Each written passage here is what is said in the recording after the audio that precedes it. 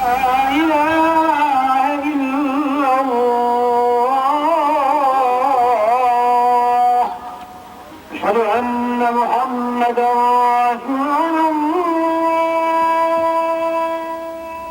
to Istanbul, one of my favorite places on the face of the earth. I love this city because it's a city of symbolism. It's a city of tremendous history and contrast and conflict too. It's focused perhaps as much as any place on this building behind me. That's St. Sophia's. It was completed in the 4th century. So it stood well over 1,500 years as a monument to the tremendous abilities of the Byzantines.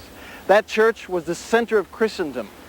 And this city stood with its walls unbreached for over 1,000 years. When it eventually fell to the forces of Islam, as you can see, the minarets were erected and St. Sophia's was pressed into service as a mosque. It continued as a mosque for about 300 years. And then in the 19th century, a new momentum began in this nation of Turkey, in this city, Istanbul, and it became a secular state. And so St. Sophia's was turned to a museum.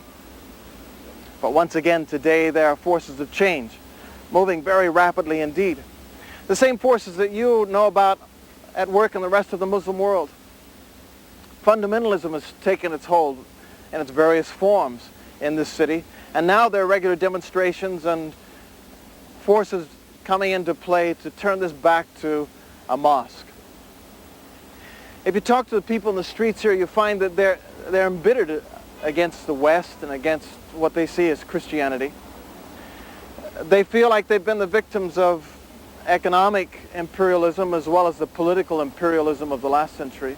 But today it's the business, it's the economy of the world that they seem to not quite be in charge of.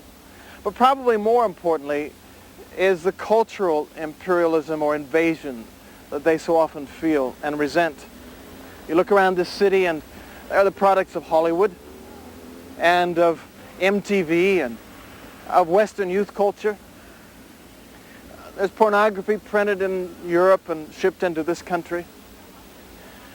Muslims in this city and all around the world have looked at the products of what they see as Western Christianity, and they've said, no thank you, we don't want that. And so they're increasingly beginning to resist these forces. But you know, if you talk to the people here in the city, you'll find that the roots of resentment are deeper than 19th century or 20th century. Yes, they're incensed at the onslaught they feel today. But the bitterness, the taproot of that bitterness, is actually 900 years old. And the events of 900 years ago began right here, behind us in this building, when the Emperor of Constantinople, still in a fairly strong position, a city of 750,000, walls still intact, nevertheless felt exposed because his army had been decimated a little while before out east of here. And so, seeing what was coming with the Turks coming across the Anatolian plains and having converted to Islam not long before, in the 1090s, he wrote to the Bishop of Rome. The Bishop of Rome, the Pope, was not a military leader, but he had the loyalty of so many of the people of Europe. And Alexius said, in effect, help me to save Christendom, help me to open up the pilgrimage routes to Jerusalem again, help me to save the holy places. Pope Urban looked at the invitation and said yes, and called Europe to take up arms in the name of Jesus Christ and under the banner of the cross and go to Constantinople and further east to the Holy Land and finally Jerusalem.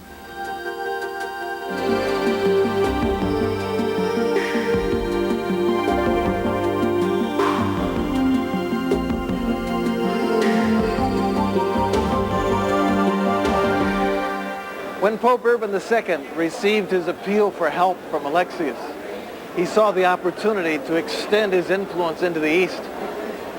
Constantinople was such a powerful city, and yet it stood there waiting to be taken. He took the opportunity of a church council in 1095. On November 27th, the word had already gone out that the Pope had a special message for all the faithful, and so they gathered in huge crowds. There were so many that they couldn't be contained in the cathedral. They spilled out into the fields. And he preached a powerful message calling them to take up the cross as their standard, to take up arms, and in the name of Christ Jesus, to go and to protect Constantinople and to free the Holy Land further to the east and the south. There was such a momentum that he couldn't hold back what had been started. He didn't just get military people, but he got peasants and all of their families. He got one particular orator, a man by the name of Peter the Hermit, who was reputed to be unwashed, smelly, and uglier than the donkey on which he rode. But he was a great orator, and he was seen as a holy man. Peter gathered a huge crowd through that year of 1095 and on into 1096. So by Easter of 1096 in Cologne, there were somewhere between 30 and 60,000 peasants and a few knights and a few infantrymen ready to go. They couldn't wait until the harvest was on. They couldn't wait until the time when Pope Urban wanted to send them out. They began, and they believed that God was with them. They practiced a bit for the slaughter that they were preparing for and killed Jews wherever they could. They wiped out the entire population of Mainz and Speyer and Cologne and elsewhere. They pillaged and they plundered as they went down through Europe, following mostly the route of the Danube. When they got into the Greek Orthodox area, that part of the church that had split off from Rome a few decades before, then they felt that they were amongst enemies anyway, and so they plundered and killed. They stirred up such fear and resentment that a local militia came out in what is now Yugoslavia, in the city of Niš, and destroyed 5,000 of them. But nevertheless, they covered remarkable distance, 20, 25 miles a day, and arrived here at Constantinople looking on these magnificent walls that, as I said, stood untouched, unbreached for 1,000 years. They were awed at this city, and yet they were also impatient to be on their way because the infidel, their enemy, was only across a short stretch of water, the Bosphorus, into Asia and a little way to the east. Alexius, on the other hand, didn't want them in the city. So while his militia kept them out, the leaders negotiated with him about what would happen to territory they conquered. And then he ferried them across this stretch of water, and they made their way eastward to encounter the Turks. Little did they realize that within a few weeks, nearly all of them would lay dead as a result of a well-laid ambush. They were destroyed. All perished except for about 500, and with them Peter the Hermit. But behind them came another army. This army was smaller, only about 6,000 strong, but it was different. It was mostly knights and infantrymen, military men well armed and prepared. They were also forewarned about what they would encounter with the Turks. When they met the first Turkish army, they defeated them in the same place where Peter and his army had been defeated. They went on from there to their first important goal, that is Nicaea. A city that was important to the Christian faith. The Nicene Creed is well known throughout Christendom, but now in the hands of the Turks. Well-fortified city, so they besieged it. They were making no progress whatsoever until a raiding party trying to outflank them was captured. They brought them up in front of the walls and in front of everybody watching. They decapitated them and then catapulted their heads over the walls into the city. The Arab chroniclers say that they also ate children in front of the walls of Nicaea to demoralize the inhabitants. It worked. The city surrendered, but not to the Crusaders, into the hands of the emperor's fleet coming in from the seaside, away from where they were being besieged. After the fall of Nicaea, the Crusaders pressed on across the Anatolian plains. Cold in the winter, unbearable heat in the summer. Imagine it in their armor. But they destroyed town after town as they moved across the plain. After several months, they reached a very important intermediate goal, the city of Antioch, the place where the followers of Jesus were first called Christians. It was an important Roman town. It had some 12 kilometers of walls, incredible fortifications, also enclosing the river, so they had plenty of water. Though it was almost impossible to put under siege, the Crusaders nevertheless threw a ring around it, stopped all traffic in and out, and waited for the city to fall. Outside, there were limited provisions. They scoured the plain around for food. Inside, of course, the provisions going down week by week. The siege lasted 6 months, 7 months, 8 months. After 9 months, when it was a question of who would perish first, Someone inside the city, actually a disgruntled Christian living amongst the Muslims, threw open a city gate, and the Crusaders poured in. They slaughtered everyone. But ironically, a relief army was on the way. It arrived just a day or two after they'd taken the city. Now they were inside with no provisions at all and under siege. It was so bad that some even of the nobles and the knights deserted at this point. Inside the city, an illiterate peasant by the name of Peter Bartholomew came forward, and he said he'd had a vision. Actually, he said he'd had several visions, but he'd been afraid to come forward. He said that St. Andrew had been appearing to him with Jesus standing in the background, and had told him that the sacred lance that had pierced the side of Jesus while he was on the cross was there in Antioch. Never mind that there claimed to be several others around the world at the time. It was buried, he said, under the floor of the basilica in St. Peter's. And so they went to the basilica, it's still there today. They dug up the mosaic floor, and they searched for this lance with no success for day after day, until finally, after about the third day, they were going to stone Peter Bartholomew as a false prophet, when he himself jumped down into this trench and dug for a while with his hands and came up with a rusty lance. They were ecstatic. Such was their encouragement that with this lance at their head, they formed behind Peter Bartholomew, they broke out of the city, and they destroyed the besieging army.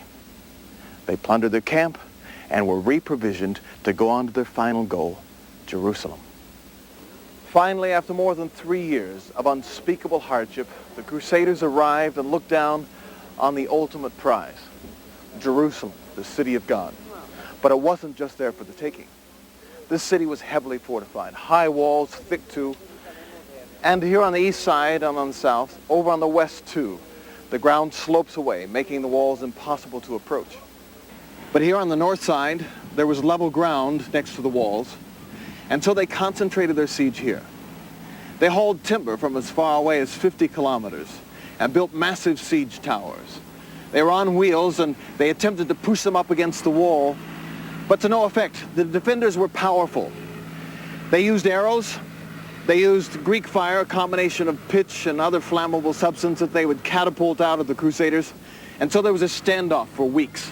They began about the beginning of June. By the time July came, the heat was unbearable, and many thought that they would never be successful. But then one morning, in the middle of July, they looked off to their left, and they saw, some of them said later, a great warrior mounted on a white steed. They took it to be Christ. He had a golden sword in his hand, and he was urging them onwards. With that encouragement, they redoubled their efforts that day. Later on, here where the ramparts are, a wooden platform caught fire. In the confusion as they fought the fire inside, the Crusaders managed to push the last few yards, and the drawbridge on the siege tower went down. A handful of knights came across the top and fought their way down to the nearest gate, Herod's gate, just a couple of 100 meters away. Flung open the doors, and the Crusaders poured in. Jerusalem had been under Muslim authority for 3 centuries.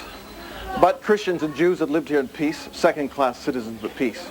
However, as the Crusaders approached, all the Christians were expelled. They didn't want another betrayal from inside. As the Crusaders poured in through the various gates and through these narrow streets, they cut down everybody in sight, and panic spread through the city. All the Jews fled to the synagogue, and the Muslims crowded into the mosque of Al-Aqsa. All of the Muslims of Jerusalem fled here where they thought they'd find sanctuary. Previously, the synagogue had been packed with some 6,000 Jews. The Crusaders set it alight and burned them all. When they got here, it was said there were 30,000 Muslims packed inside this mosque of Al-Aqsa. Godfrey Bouillon attempted to give them sanctuary by putting a pennant over the top, but they ignored it. They broke in, put everyone to the sword. It's said that the blood ran knee-deep. When this horrific news of the destruction of Jerusalem and the murder of all of its inhabitants spread round the world, Muslims and Jews alike felt that they were confirmed in their beliefs. That which they had seen in Nicaea happened here, only more so. There was no greater inhumanity, there was no greater evil, there were no greater infidels than these so-called Christians from Europe.